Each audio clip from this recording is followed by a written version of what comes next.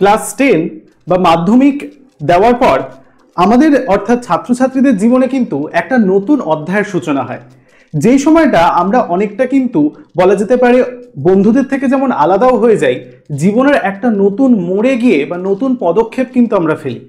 তার জন্য কিন্তু আমরা দেখেছি মূলত একাডেমিক সেশনের দিকেই যে কোনো ছাত্রছাত্রী চলে যাচ্ছে আর্টসের দিকে, কোনো ছাত্রছাত্রী চলে যাচ্ছে কমার্সের দিকে, আবার কেউ বা চলে যাচ্ছে সায়েন্সের দিকে।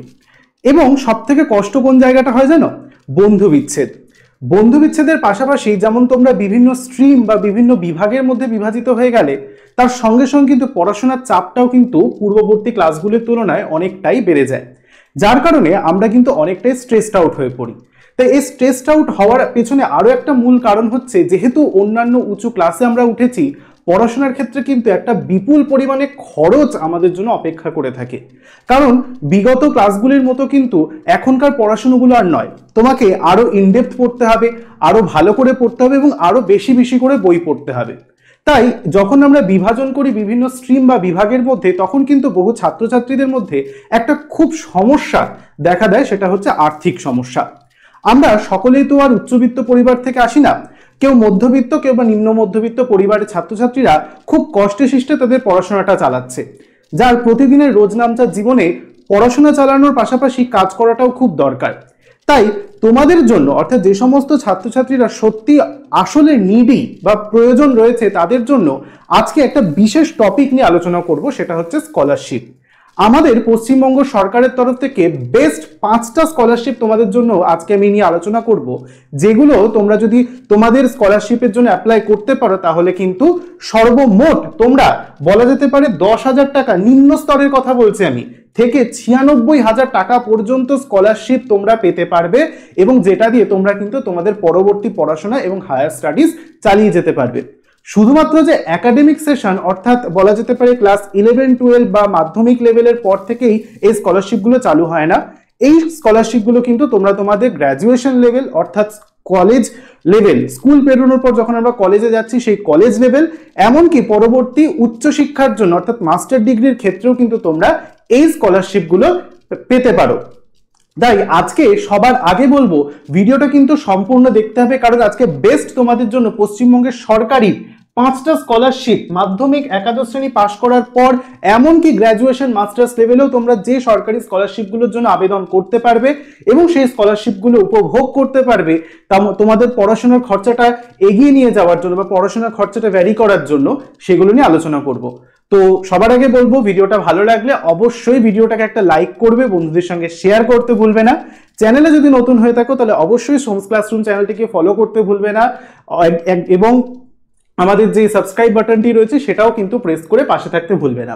তাহলে চলো আজকের মূল আলোচনা, যে আমাদের স্কলারশিপ কি কি তোমরা পেতে পারবে তা নিয়ে শুরু করা যাক।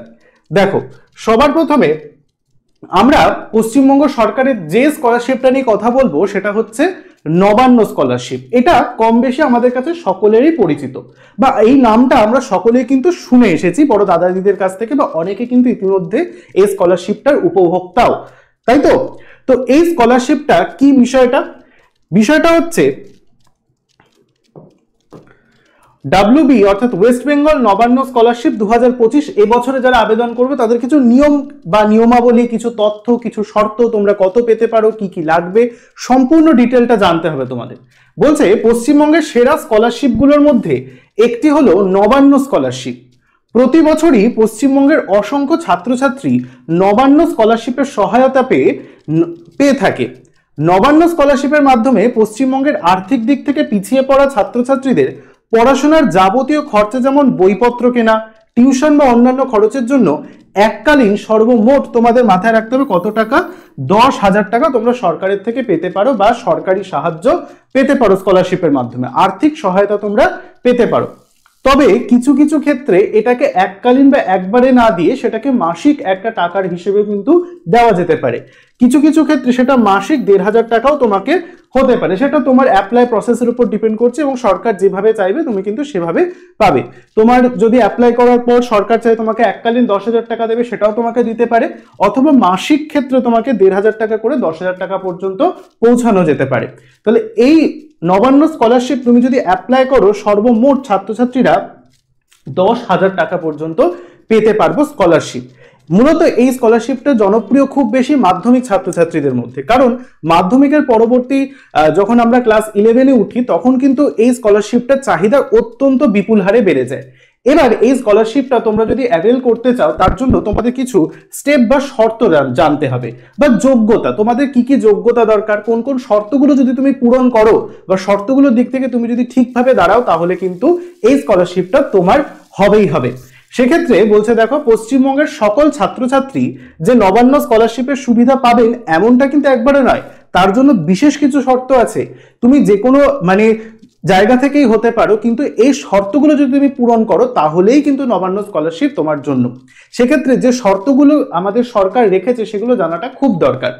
এই স্কলারশিপে আবেদন জানানোর ক্ষেত্রে কিছু শর্ত রাখা আছে, যেমন কি প্রথম শর্ত, আবেদনকারীর ছাত্র বা ছাত্রীকে অবশ্যই পশ্চিমবঙ্গের স্থায়ী বাসিন্দা হতে হবে। অর্থাৎ কি, আমরা বাইরের কোনো রাজ্য থেকে এই স্কলারশিপের জন্য আবেদন করতে পারবো না।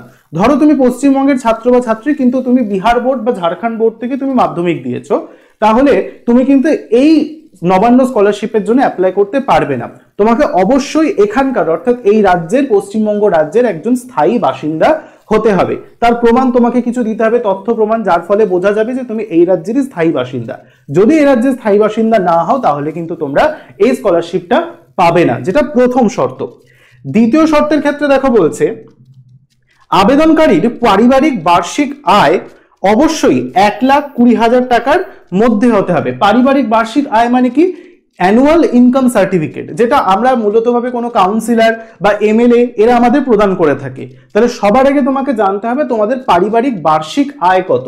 বাবা বা তোমাদের বাড়ির যে গুরুজন রয়েছে তাদের কাছ থেকে তুমি যদি জানো যে তোমাদের পারিবারিক বার্ষিক আয় 1,20,000 টাকার মধ্যে হচ্ছে, বার্ষিক অর্থাৎ সারা বছর মিলিয়ে, মাসিক আয় নয় কিন্তু বলছি, বার্ষিক আয়, সেটা যদি 1,20,000 টাকার মধ্যে হয় তাহলে কিন্তু তোমরা এই স্কলারশিপটার জন্য আবেদন করতে পারবে। দ্বিতীয় শর্ত ক্লিয়ার হলো। দেখো পরবর্তী শর্ত, তৃতীয় শর্তের ক্ষেত্রে দেখো বলছে, মাধ্যমিক উচ্চ মাধ্যমিক পরীক্ষায় অন্তত পক্ষে 50% বা 50% এর ওপরে এবং 60% মধ্যে, মানে কি টোটাল মাথায় রাখতে হবে 50% থেকে 60% এর মধ্যে যদি তোমার মাধ্যমিক এবং এর সমতুল কোনো পরীক্ষায় তুমি নম্বর পেয়ে থাকো তাহলে তুমি এই স্কলারশিপটার জন্য অ্যাপ্লিকেবল। মাথায় রাখতে হবে, মাধ্যমিক পরীক্ষায় যদি তুমি 50% থেকে 60% এর মধ্যে নাম্বার পেয়ে থাকো তাহলে তুমি এই নবান্ন স্কলারশিপ অ্যাপ্লাই করতে পারবে। ক্লিয়ার? ফোর্থ যে শর্তটা সেটা বলছে, অন্যদিকে যারা স্নাতক বা স্নাতকোত্তর স্তর, অর্থাৎ কি যারা গ্র্যাজুয়েশন এবং মাস্টার্স লেভেলে রয়েছে, স্নাতক স্তর এবং স্নাতকোত্তর, গ্র্যাজুয়েশন এবং মাস্টার্স লেভেলে রয়েছে, পড়াশোনা করছে, তাদের 50% এর ওপরে এবং 53% কম নাম্বার রাখতে হবে। মানে কি, যারা গ্র্যাজুয়েশন লেভেলে পড়াশোনা করছে তাদের 50 থেকে 53% এর মধ্যে যদি তারা প্রতি সেমিস্টারে, যেহেতু এখন সেমিস্টার সিস্টেম হয়ে গেছে কলেজ ইউনিভার্সিটিতেও, তাই প্রতি সেমিস্টারে যদি তুমি ইয়ার ওয়াইজ 50 থেকে 53% এর মধ্যে নাম্বার পেয়ে থাকো তাহলেও কিন্তু তুমি নবান্ন স্কলারশিপের জন্য অ্যাপ্লাই করতে পারবে। শুধুমাত্র যে মাধ্যমিক স্কলারশিপের জন্য এটা তাই নয়, এটা কিন্তু স্নাতক এবং স্নাতকোত্তর স্তরের ক্ষেত্রেও প্রযোজ্য। পঞ্চম শর্তটা বলছে, ইতিমধ্যে যদি তুমি কোনো অন্য সরকারি বা বেসরকারি স্কলারশিপের সুবিধা পেয়ে থাকো তাহলে কিন্তু সেক্ষেত্রে তুমি এই স্কলারশিপটার জন্য অ্যাপ্লিকেবল নও। অর্থাৎ কি, তুমি আগে থেকে যদি অন্য কোনো স্কলারশিপ, সরকারি হোক বেসরকারি হোক, তার জায়গায় নাম নথিভুক্ত করে রেখেছো, সেক্ষেত্রে কিন্তু তুমি এই স্কলারশিপের জন্য অ্যাপ্লিকেবল হবে না। কারণ তুমি আগের স্কলারশিপের থেকেই তুমি উপভোক্তা, তুমি উপভোগ করছো সেখানকার স্কলারশিপ। এই স্কলারশিপটা কিন্তু তুমি অ্যাপ্লাই করতে পারবে না, কারণ তোমার সমস্ত তথ্য কিন্তু ওইখানে আগে থেকেই জমা রয়েছে। সেটা যদি ধরা পড়ে কোনো ক্রমে অনলাইন প্রসেসের মারফত তাহলে কিন্তু তুমি স্কলারশিপটা পাবে না। যদি তুমি ফ্রেশ ক্যান্ডিডেট হও, যদি তুমি অন্য কোনো স্কলারশিপের আগে কোনো উপভোক্তা না হয়ে থাকো তাহলে কিন্তু এই স্কলারশিপটার জন্য তুমি অবশ্যই অ্যাপ্লাই করতে পারছো। তাহলে নবান্ন স্কলারশিপ ক্লিয়ার হলো। তোমরা করছো তো মাধ্যমিকের পর, অবশ্যই কিন্তু কমেন্ট করে জানাবে না, যেহেতু জানাতে ভুলবে না। মাধ্যমিক পরীক্ষা যেহেতু সবেমাত্র শেষ হলো, রেজাল্টও বেরিয়ে গেল, তাই এখন কিন্তু নবান্ন স্কলারশিপের ফর্ম রীতিমতো কয়েকদিন পর থেকেই আপডেট দেওয়া শুরু করবে যে ফর্ম ফিল আপ শুরু হয়েছে। তখন কিন্তু সন্স ক্লাসরুম তোমাদের আপডেট দিয়ে দেবে যে এই স্কলারশিপটা তোমাদের চালু হয়ে গেছে। তোমাদের বিভিন্ন পদ্ধতিগুলো কিন্তু আমরা নিয়ে আলোচনা করব। তার আগে তুমি দেখে নাও এই শর্তগুলো তুমি পূরণ করছো কিনা। যদি তুমি পূরণ করো তাহলে কিন্তু অবশ্যই প্রস্তুতি নিয়ে নাও স্কলারশিপটা অ্যাপ্লাই করার জন্য। ঠিক আছে, চলো এবার পরবর্তী স্কলারশিপ। তার আগে নবান্ন স্কলারশিপের আবেদন পদ্ধতি, কিভাবে তুমি আবেদন করতে পারবে সেটা জানাটাও খুব দরকার। কারণ শর্তগুলো জানার পাশাপাশি মাথায় আসছে স্যার আমি কি করে আবেদন করব, পদ্ধতিটা কি সেটাও জানাটা দরকার। সেক্ষেত্রে মাথায় রাখতে হবে নবান্ন স্কলারশিপের জন্য কিন্তু তোমরা অনলাইনে আবেদন জানাতে পারবে না, কারণ এই আবেদনটা বা এই আবেদন প্রসেস বা এই ফর্ম ফিল আপ প্রসেসটা কিন্তু কোনো মতে অনলাইন প্রসেসের দ্বারা হয় না, এটা সম্পূর্ণ অফলাইন প্রসেসের মাধ্যমে। কারণ কি, যদি তোমরা নবান্ন স্কলারশিপের জন্য আবেদন জানাতে চাও তাহলে তোমাদের নির্দিষ্ট একটি আবেদনপত্র ওয়েবসাইট থেকে, নবান্ন স্কলারশিপের যে ওয়েবসাইট রয়েছে আমাদের, সেই ওয়েবসাইটে গিয়ে একটা নির্দিষ্ট আবেদনপত্র বা ফর্ম তোমাকে পিডিএফ এর মারফত ডাউনলোড করে একটা কপি বার করে নিতে হবে। সেটাকে তুমি সঠিকভাবে পূরণ করবে এবং যাবতীয় তোমার যে ডকুমেন্টস তথ্যগুলোর প্রয়োজন হবে, যেমন ধরো তোমার মাধ্যমিক উচ্চ মাধ্যমিক যারা ক্যান্ডিডেট রয়েছে তাদের মাধ্যমিকের রেজাল্ট, অ্যাডমিট, রেজিস্ট্রেশনের এক কপি করে জেরক্স, তারপর হচ্ছে তোমাদের অ্যানুয়াল ইনকাম সার্টিফিকেট বিভিন্ন, তারপর হচ্ছে আই কার্ড যদি থেকে থাকে, তারপর হচ্ছে ধরো আধার কার্ড, বিভিন্ন যে তোমাদের যাবতীয় সরকারি নথিপত্র তোমার জন্য অ্যালট করা রয়েছে সেগুলোর কিন্তু অবশ্যই এক কপি করে জেরক্স, উপযুক্ত তথ্য প্রমাণ সহ, এবং এই আবেদনপত্রটাকে সঠিকভাবে পূরণ করে তোমাকে কি করতে হবে, নবান্ন অফিস, সল্টলেক সেক্টর 5-এ খুব জোর নবান্ন অফিস রয়েছে, সেখানে এসে তোমাদের অফলাইন মারফত এই নবান্ন স্কলারশিপের জন্য অ্যাপ্লাই করতে হবে। এই ফর্মটাকে ফিল আপ করে নবান্ন অফিসে জমা দিতে হবে। বোঝা গেল? তাহলে এটা কিন্তু অনলাইন মারফত নয়, এটা সম্পূর্ণ অফলাইনের মাধ্যমে তোমাকে আবেদন করতে হবে, যেখানে নবান্নের ওয়েবসাইট থেকে গিয়ে তোমাকে একটা ফর্ম ডাউনলোড করতে হবে, সেই ফর্মটাকে সঠিকভাবে পূরণ করে যাবতীয় নথি প্রমাণ তথ্য দিয়ে সেই ফর্মটা সমেত তোমাকে নবান্নে গিয়ে জমা দিতে হবে। এটাই হচ্ছে মেন প্রসেস। তাহলে নবান্ন স্কলারশিপের জন্য তোমাদের নিম্নলিখিত ঠিকানা, অর্থাৎ নবান্নের যে ওয়েবসাইট রয়েছে বা নবান্নের যে মেন অফিস রয়েছে সেক্টর 5-এ, সেখানে গিয়ে তোমাদের জমা দিতে হবে। এই হলো নবান্ন স্কলারশিপের। এরপর আমরা যে স্কলারশিপটা নিয়ে কথা বলবো সেটা হচ্ছে বিকাশ ভবন স্কলারশিপ। এটা কিন্তু অত্যন্ত জনপ্রিয় একটা স্কলারশিপ, যাকে আমরা কিন্তু স্বামী বিবেকানন্দ স্কলারশিপ বলেও বিশেষভাবে চিনি। তো এই বিকাশ ভবন স্কলারশিপ কারা অ্যাপ্লাই করতে পারবে, অ্যাপ্লাই প্রসেস কি, তোমরা কিভাবে কোন কোন যোগ্যতা যদি মাপকাঠি পূরণ করো সেটাও নিয়ে কিন্তু আলোচনা হবে। দেখো, বলছে পশ্চিমবঙ্গের ছাত্রছাত্রীদের কাছে যে স্কলারশিপটি সবচেয়ে বেশি জনপ্রিয় সেটি হলো বিকাশ ভবন স্কলারশিপ। আমি প্রথমেই বললাম সেই কথাটা। যারা মাধ্যমিক, উচ্চ মাধ্যমিক, স্নাতক এবং স্নাতকোত্তর স্তরে একটু ভালো নম্বর অর্জন করতে পারে, মোটামুটিভাবে নবান্ন স্কলারশিপটা 50 থেকে 60% মধ্যে থেকে যে ছাত্রছাত্রীরা নম্বর পাচ্ছে বা এরকম পার্সেন্টেজ নিয়ে পাস করছে তাদের জন্য। কিন্তু যারা মাধ্যমিক, উচ্চ মাধ্যমিক, স্নাতক, স্নাতকোত্তর একটু ভালো নম্বর পাচ্ছে, একটু উচ্চ স্তরের নম্বর পাচ্ছে, তাদের জন্য বিকাশ ভবন কিন্তু একটা বেস্ট চয়েস হতে পারে। যারা বেশি নম্বর অর্জন করছে তাদের জন্য এটি একটি সেরা স্কলারশিপ। সর্বনিম্ন, তুমি সর্বনিম্ন দেখে নাও 12,000 টাকা সর্বনিম্ন, কারণ বিকাশ ভবন বা স্বামী বিবেকানন্দ স্কলারশিপে সর্বনিম্ন 12,000 টাকা দেওয়া হয়, এবং তা থেকে শুরু করে সর্বোচ্চ 96,000 টাকা, ভাবা যাচ্ছে প্রায় 1 লাখ টাকার কাছাকাছি স্কলারশিপ কিন্তু তুমি অ্যাপ্লাই করতে পারো যদি তুমি মাধ্যমিক, উচ্চ মাধ্যমিক, স্নাতক, স্নাতকোত্তর, গ্রাজুয়েশন, এমএ এরকম লেভেলে একটু ভালো নম্বর পাও। আমরা পার্সেন্টেজটা পরে বলছি, তখন কিন্তু তুমি এই বিকাশ ভবন স্কলারশিপটা অ্যাপ্লাই করতে পারো। ছাত্রছাত্রীরা বিকাশ ভবন স্কলারশিপ পেতে পারে ঠিক এই পদ্ধতিগুলো পরে যেগুলো বলছে আবেদন করলে। সর্বনিম্ন 12,000 টাকা থেকে শুরু করে সর্বোচ্চ 96,000 টাকা পর্যন্ত কিন্তু স্কলারশিপ তোমরা অ্যাভেল করতে পারো। চলো এবার একটু পদ্ধতি বা শর্তগুলো দেখে নিই। তো বিকাশ ভবন স্কলারশিপে আবেদন জানানোর যে যোগ্যতা এবং শর্তগুলো তোমাকে অবশ্যই জানতে হচ্ছে। তার মধ্যে প্রথমে বলছে, দেখো, বিকাশ ভবন স্কলারশিপের আবেদন জানানোর ক্ষেত্রে ছাত্রছাত্রীদের জন্য কিছু শর্ত রাখা হয়েছে। এই শর্তগুলির মধ্যে উল্লেখযোগ্য, প্রথম, যেমন নবান্ন স্কলারশিপে বলা হয়েছিল তেমন এখানেও জানতে হবে যে আবেদনকারী ছাত্র বা ছাত্রী কিন্তু অবশ্যই পশ্চিমবঙ্গের একজন স্থায়ী বাসিন্দা হবে। বহিরাগত কোনো ছাত্রছাত্রী এই স্কলারশিপের জন্য অ্যাপ্লাই কিন্তু করতে পারবে না। দ্বিতীয়, আবেদনকারীর পারিবারিক বার্ষিক আয়, অ্যানুয়াল ইনকাম 2.5 লাখ টাকা বা 2,50,000 টাকার মধ্যে হতে হবে, যেটা আমরা নবান্ন স্কলারশিপে দেখলাম 1,20,000, এখানে বলছে সেটা তোমাদের 2,50,000 টাকার মধ্যে ফ্যামিলির বা অ্যানুয়াল ইনকামটা হতে হবে, তাহলে তুমি অ্যাপ্লাই করতে পারবে। তৃতীয় শর্ত, মাধ্যমিক, উচ্চ মাধ্যমিক এবং স্নাতক স্তরের পরীক্ষায় প্রার্থীরা অন্ততপক্ষে 60% এবং তার বেশি, 60%-এর বেশি যদি তুমি নম্বর পেয়ে থাকো তাহলে তোমার জন্য বেস্ট অপশন হচ্ছে বিকাশ ভবন স্কলারশিপ।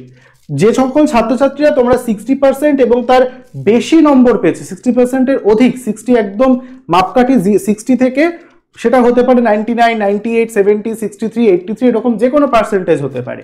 তো সেই পার্সেন্টেজ যদি তুমি পেয়ে থাকো, 60%-এর উপরে নম্বর পেয়ে থাকো, তাহলে এই স্কলারশিপটা কিন্তু তুমি অবশ্যই অ্যাপ্লাই করো। ঠিক আছে, চলো।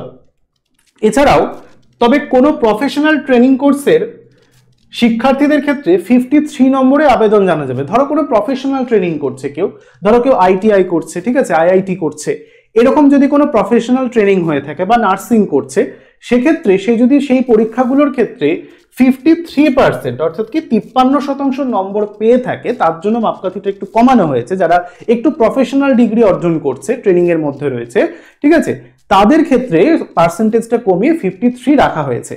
যারা এই সমস্ত প্রফেশনাল কোর্সের সঙ্গে যুক্ত, তারা 53% যদি নম্বর পেয়ে থাকে, তাহলে কিন্তু তারা এই বিকাশ ভবন স্কলারশিপের জন্য অবশ্যই অ্যাপ্লাই করতে পারবে। এবং শেষ শর্ত বলছে, এছাড়াও যারা ইতিমধ্যে অন্য কোনো বেসরকারি বা সরকারি স্কলারশিপের সুবিধা পেয়েছেন, তারা কিন্তু বিকাশ ভবন ব্যবহার স্কলারশিপের জন্য আবেদন জানাতে পারবেন না।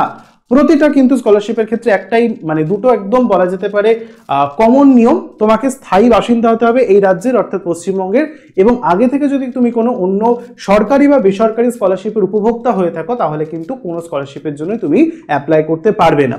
মানে you have to be a fresh candidate, তোমাকে একজন ফ্রেশ ক্যান্ডিডেট হতেই হবে, যার ফলে তুমি কিন্তু এগুলো অ্যাপ্লাই করতে পারবে। কিন্তু পরবর্তী ক্লাসগুলো থেকে তুমি প্রত্যেকটা ক্লাসে রিনিউ করাতে পারবে নতুন করে।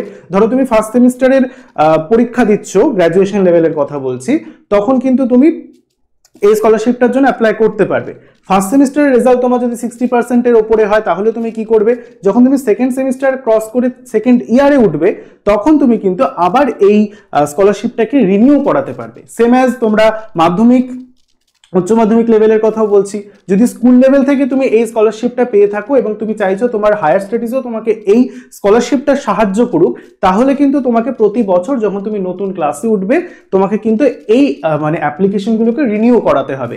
যখন তুমি উচ্চ মাধ্যমিক পাশ করে কলেজে যাবে, তখন কিন্তু তোমাকে ঠিক উচ্চ মাধ্যমিকের থেকে কলেজে, অর্থাৎ স্কুল থেকে কলেজ লেভেলে তোমাকে এটাকে ট্রান্সফার করিয়ে রিনিউ করাতে হবে, তাহলে তুমি কলেজ লেভেলে গিয়েও কিন্তু এই স্কলারশিপটার উপভোক্তা হতে পারবে। ক্লিয়ার হলো বিষয়টা?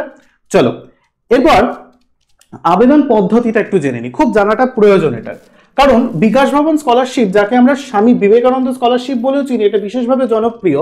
তার জন্য ছাত্রছাত্রীরা অনলাইনের মাধ্যমে আবেদন করতে পারবে। যেমন নবান্ন স্কলারশিপ আমি বললাম, এটা সম্পূর্ণ অফলাইন পদ্ধতিতে আবেদন করা যাবে। বিকাশ ভবন বা স্বামী বিবেকানন্দ স্কলারশিপ কিন্তু তোমাকে অনলাইন প্রসেসের মাধ্যমেই আবেদন করতে হবে। যার কারণে তোমাদের আবেদন জানানোর জন্য Swami Vivekananda merit cum means scholarship এই পোর্টালে যেতে হবে।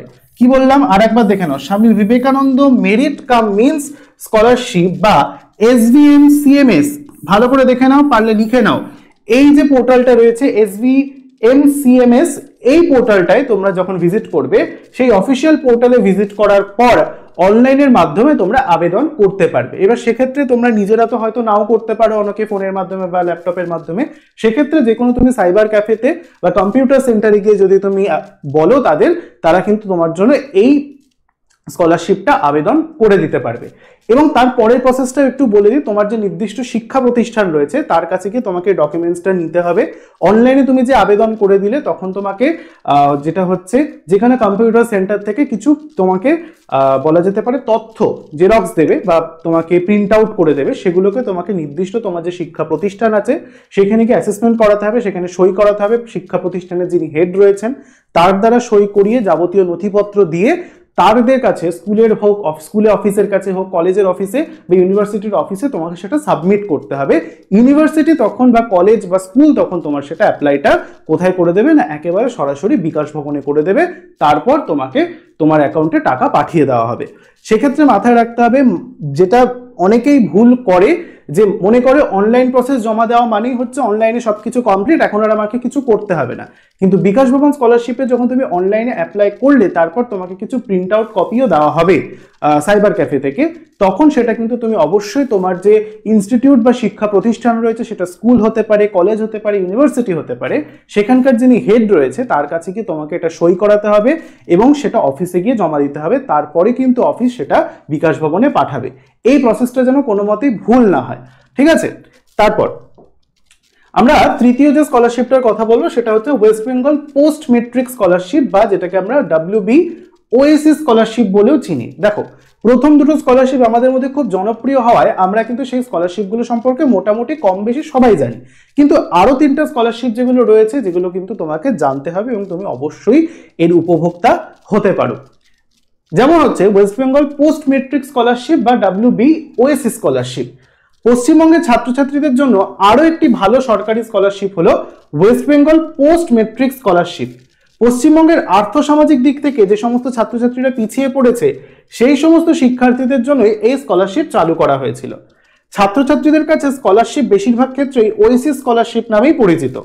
ওএসসি স্কলারশিপ থেকে পশ্চিমবঙ্গের ছাত্রছাত্রীরা সর্বনিম্ন 5 এবং সর্বোচ্চ 14,000 টাকা পর্যন্ত পেতে পারবে। দেখো, এটা মূলত আর্থিকভাবে পিছিয়ে পড়া ছাত্রছাত্রীদের জন্য, যেখানে তোমরা সর্বনিম্ন 5,000 টাকা থেকে শুরু করে সর্বোচ্চ 14,000 টাকা পর্যন্ত স্কলারশিপ বা আর্থিক সহায়তা পেতে পারবে।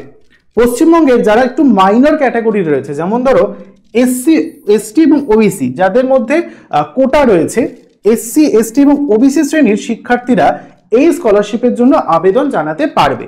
মাথায় রাখতে হবে, শুধুমাত্র জেনারেলদের জন্য আগে যে কথা বললাম সেটাই নয়, এখানে কিন্তু SC ST OBC যারা মাইনর ক্যান্ডিডেট রয়েছে বা যারা কোটা ক্যান্ডিডেট রয়েছে SC ST OBC এর মধ্যে, তারাও কিন্তু এই স্কলারশিপের জন্য অ্যাপ্লাই করতে পারবে। মূলত এই স্কলারশিপটা তাদের জন্যই রাখা হয়েছে, যেখানে সর্বনিম্ন 5,000 টাকা থেকে শুরু করে সর্বোচ্চ 14,000 টাকা পর্যন্ত কিন্তু স্কলারশিপ তোমরা বা আর্থিক সহায়তা পেতে পারবে।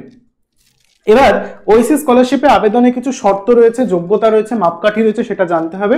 যেমন প্রথমে বলছে আবেদনকারীকে, সবাই জানি, প্রথম থেকে আমরা জানছি যে পশ্চিমবঙ্গের স্থায়ী বাসিন্দা হতে হবে। দ্বিতীয় শর্ত বলছে SC ST প্রার্থীর পারিবারিক বার্ষিক আয় 2 লক্ষ টাকার মধ্যে হতে হবে।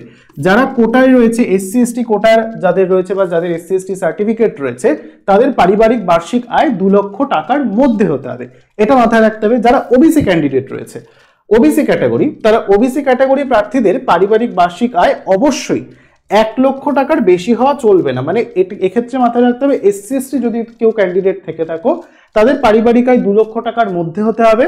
এবং OBC ক্যান্ডিডেট যারা রয়েছে, OBC সার্টিফিকেট রয়েছে, তাদের পারিবারিক বার্ষিক আয় 1 লক্ষ টাকার মধ্যে হতে হবে। এই ক্যাটাগরি বা এই যদি যোগ্যতাগুলো তোমরা পূরণ করো, তাহলে কিন্তু অবশ্যই আমি বলবো এই স্কলারশিপটার জন্য তোমরা অ্যাপ্লাই করতে পারো। আপাতত দেখতে পাচ্ছি যে এই স্কলারশিপে কিন্তু কোনো মার্কসের বলা যেতে পারে পার্সেন্টেজ নেই, তাই যদি তোমরা, যেহেতু মাইনর ক্যান্ডিডেটদের জন্য এটা রাখা হয়েছে, তাই যারা SC ST ক্যাটাগরি বা OBC ক্যাটাগরির মধ্যে রয়েছে, তোমাদের যদি সার্টিফিকেট থেকে থাকে, তোমরা কিন্তু অবশ্যই এটার জন্য অ্যাপ্লাই করতে পারো। তারপর ওএসসি স্কলারশিপে আবেদন জানানোর ক্ষেত্রে ছাত্রছাত্রীদের একাডেমিক স্কোর সেরকম ভাবে গুরুত্বপূর্ণ নয়।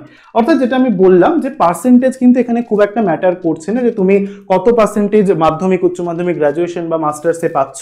সেক্ষেত্রে তুমি যদি SC ST এবং OBC ক্যাটাগরি বা এর তুমি যদি মানে মাইনর ক্যাটাগরি তোমার সার্টিফিকেট তোমার কাছে থেকে থাকে, তাহলে কিন্তু তুমি এই স্কলারশিপটা অ্যাপ্লাই অবশ্যই করতে পারছো, এটা মাথায় রাখো। তারপর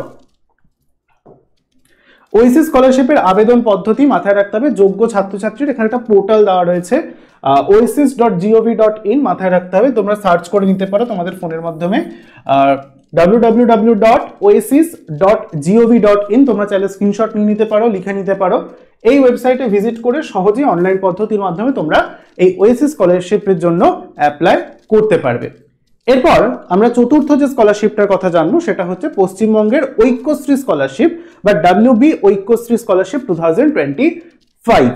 তো পশ্চিমবঙ্গে যে সমস্ত সংখ্যালঘু ছাত্রছাত্রীরা, আবার বলছি সংখ্যালঘু ছাত্রছাত্রীরা রয়েছে, অর্থাৎ যারা মোটামুটি ভাবে হিন্দু ধর্ম ব্যতীত বৌদ্ধ, খ্রিস্টান, জৈন, মুসলিম এই ধরনের সংখ্যালঘু শ্রেণী থেকে বিলং করছে, তাদের জন্য ঐক্যশ্রী স্কলারশিপটা কিন্তু একটা বেস্ট অপশন। আমাদের রাজ্যে এই ঐক্যশ্রী স্কলারশিপ পেতে পারে তারা। এই স্কলারশিপ থেকে সংখ্যালঘু শ্রেণীর ছাত্রছাত্রীরা 5,500 টাকা থেকে শুরু করে সর্বোচ্চ 27,500 টাকা পর্যন্ত পেতে পারে। তাহলে সর্বনিম্ন তুমি 5,500 টাকা থেকে সর্বোচ্চ 27,500 টাকা তুমি অ্যাভেল করতে পারো। মাথায় রাখতে হবে ঐক্যশ্রী স্কলারশিপ কিন্তু যারা সংখ্যালঘু, তাদের মধ্যে কারা রয়েছে, বৌদ্ধ, কেউ যদি থেকে থাকো খ্রিস্টান, জৈন বা মুসলিম, এরকম মাইনর কমিউনিটি যারা রয়েছে, তারা কিন্তু এই স্কলারশিপটা অর্থাৎ পশ্চিমবঙ্গ ঐক্যশ্রী স্কলারশিপটার জন্য অ্যাপ্লাই করতে পারো, যেখানে তোমরা সর্বনিম্ন 5,500 টাকা থেকে শুরু করে সর্বোচ্চ 27,500 টাকা পর্যন্ত স্কলারশিপ বা আর্থিক সহায়তা পেতে পারো। ক্লিয়ার হলো বিষয়টা? এরপর ঐক্যশ্রী স্কলারশিপের জন্য আবেদনের কিছু শর্ত রয়েছে, যেমন কি প্রথমে আবেদনকারীকে অবশ্যই পশ্চিমবঙ্গের স্থায়ী সংখ্যালঘু বাসিন্দা হতে হবে।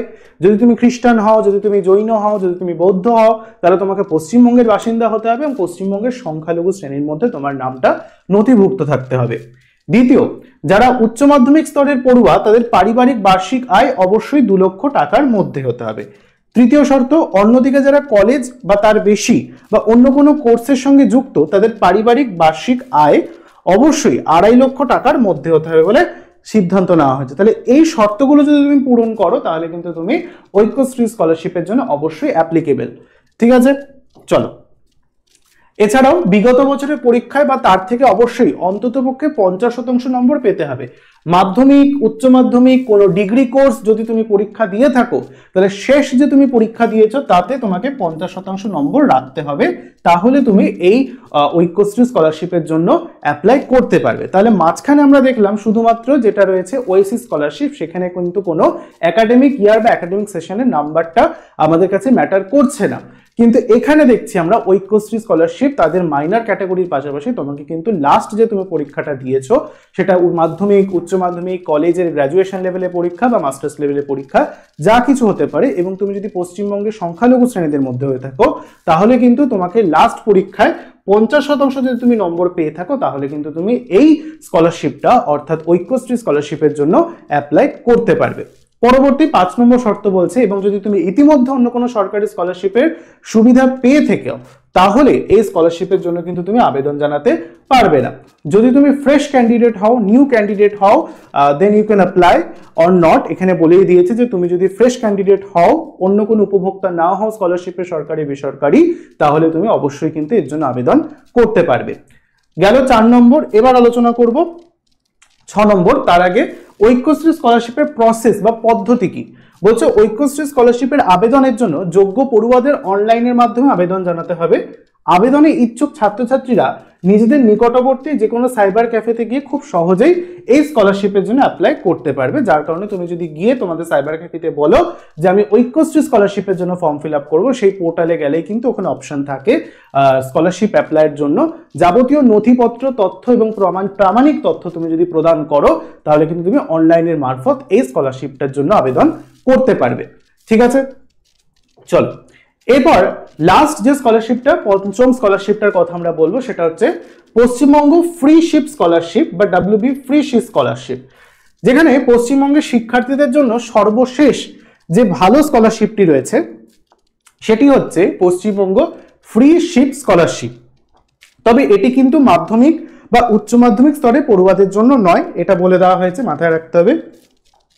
যারা বর্তমানে কোনো একটা বলা যেতে পারে একাডেমিক কেরিয়ার ছেড়ে একটু যদি বলা যেতে পারে টেকনিক্যাল ডিগ্রি অর্জন করার জন্য বা কোনো ধরো ইঞ্জিনিয়ারিং বা তথ্য প্রযুক্তি, অটোমোবিল এরকম, অথবা স্থাপত্য বা আর্কিটেকচার এরকম যদি কোনো বলা যেতে পারে অন্য কোর্সের সঙ্গে যুক্ত হয়ে থাকে, মাথায় রাখতে হবে উচ্চ মাধ্যমিক, মাধ্যমিক, গ্র্যাজুয়েশন বা মাস্টার্স একাডেমিক সেশনের মধ্যে যারা রয়েছে তাদের জন্য কিন্তু স্কলারশিপটা নয়, free ship scholarship west Bengal. মূলত যারা একটু ইঞ্জিনিয়ারিং লাইনে রয়েছে, তথ্য প্রযুক্তি বা ডেটা অ্যানালিসিস লাইনে রয়েছে এবং স্থাপত্য বা আর্কিটেকচার লাইনের মধ্যে রয়েছে, এবং বর্তমানে pharmacy, B pharm, M pharm এরকম জাতীয় কোনো কোর্স ঠিক আছে করছে, ফার্মেসির কোর্সের মধ্যে রয়েছে, সেই শিক্ষার্থীরাই এই স্কলারশিপ বা প্রকল্পের সুবিধা পেতে পারবেন। দেখো এখানে কিন্তু স্কলারশিপের সাহায্য ছাড়াও আমরা এটাকে প্রকল্প বলছি, কারণ কি এটিকে আমরা স্কলারশিপের বদলে প্রকল্প হিসেবেই ধরতে পারি।